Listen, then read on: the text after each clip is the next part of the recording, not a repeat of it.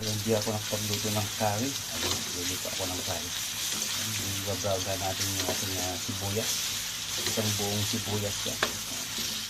Na-brown na siya. Kaya na natin yung luya at saka sibuyas. Hindi, garlic. Yung luya at saka garlic.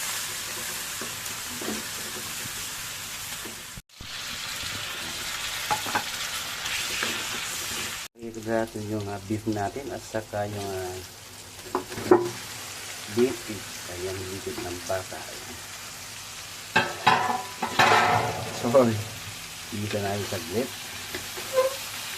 Lagyan natin ng tubig. Ayan. Ayan, pagkukuluin natin. Saglit at tatapan natin. Ayan, mga 1 oras. Ayan. Kunan ng cream. Ayan. Ayan.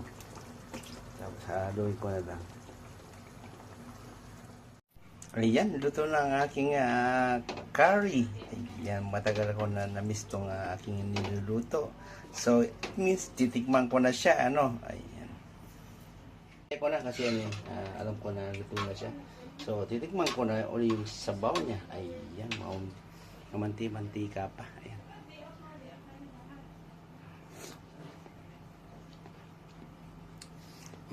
Mapaparami ka talaga ng kanin dito kasi medyo maanghang.